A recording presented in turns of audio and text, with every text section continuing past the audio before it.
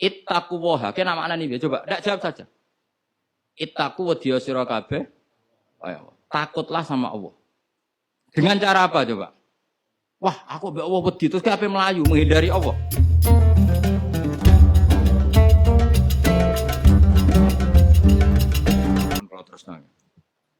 Jadi kalau sampean tanya, kenapa ini dipelajari? Khadori, Safari, Laili, Nahari, Saifi, Sitai. Dengan otoritas seperti itu, maka kemungkinan ulama salah itu kecil. Karena Jadi misalnya gini, Rasulullah itu suka dahar daging. Ya sudah, kita tafsirkan hanya ada momen di mana Rasulullah itu suka dahar daging. Rasulullah itu sering lapar. Ya maksudnya ada momen yang Nabi itu milih lapar. Rasulullah itu suka dahar. Ya ada momen yang Nabi itu suka dahar. Tanpa itu nanti makna hadis itu kacau semua. Apa? Kacau semua. Karena makna hadis itu otoritasnya itu terserah kita. Maksudnya terserah kita gimana? Misalnya begini. Awas rungokno, awas sekali salah setengah kafir. Pasti kafir swasta, bukan kafir tenan. Enggak coba misalnya begini, enggak ini saya bedai. Wis akang alillah sekali alhamdulillah. Ittaquwaha, kena makna nih coba enggak jawab saja. Ittaqu wedya sira kabeh. Takutlah sama Allah. Dengan cara apa coba? Wah, aku mbek Allah wedi terus kabeh melayu menghindari Allah.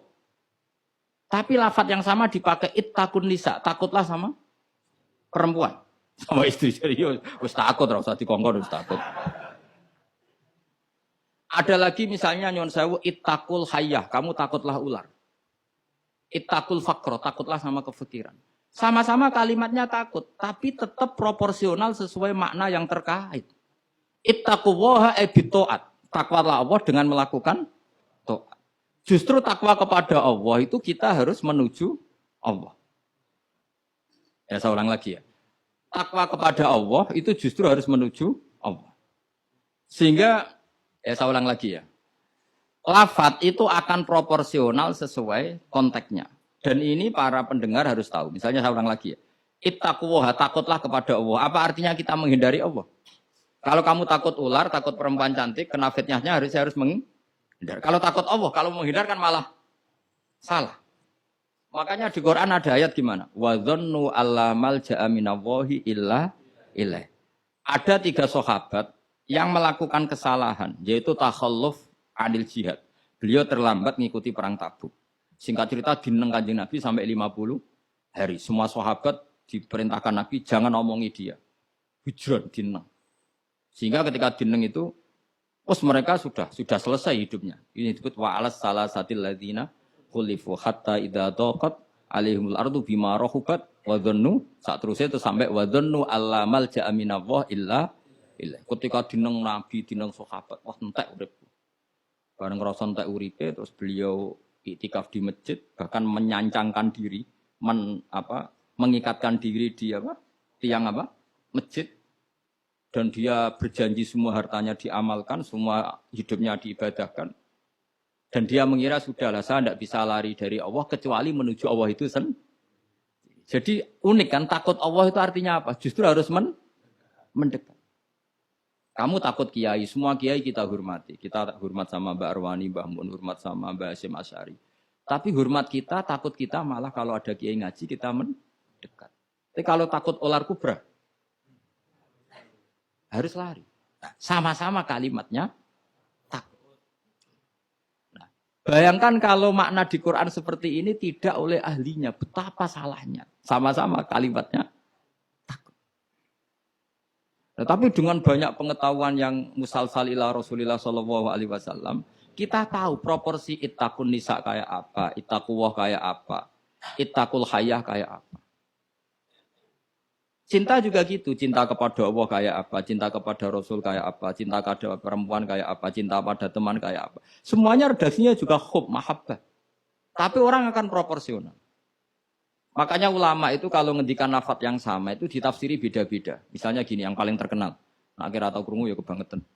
Innallaha wa malaikatahu yusholluna 'alan nabi.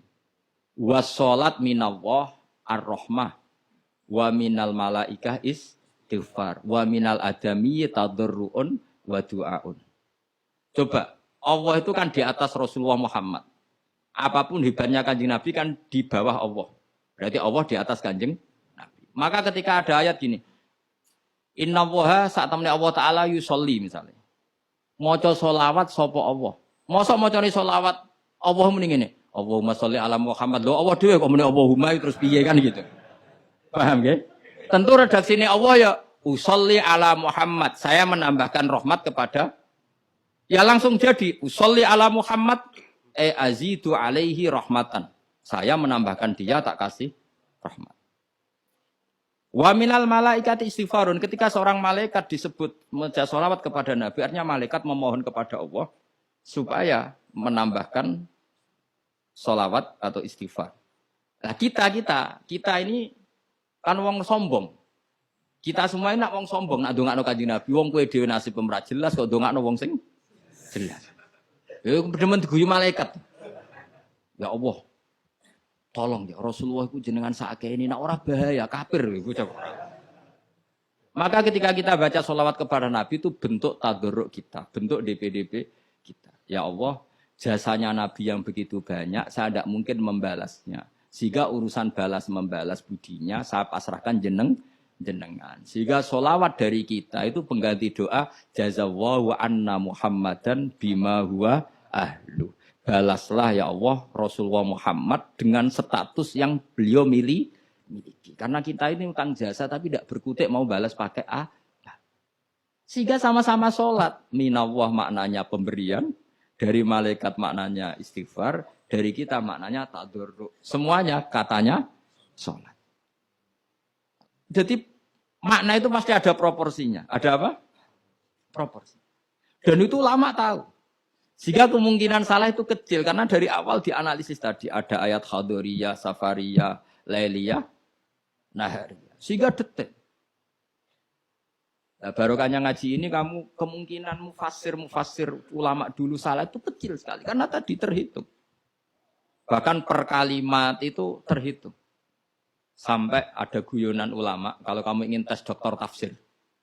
Itu ada satu kata, sak kalimat, orang sak kalam, sak kalimat yang diturunkan Quran. Itu ketika ada ayat wa kulu washrabu hatta yatabayyana lakumul khaytul abyadu minal khaytil aswad. Dhisik waqaf. Minal aswad itu waqaf. Sehingga sahabat itu kalau bulan Ramadan, kalau malam-malam dulu kan tidak ada listrik.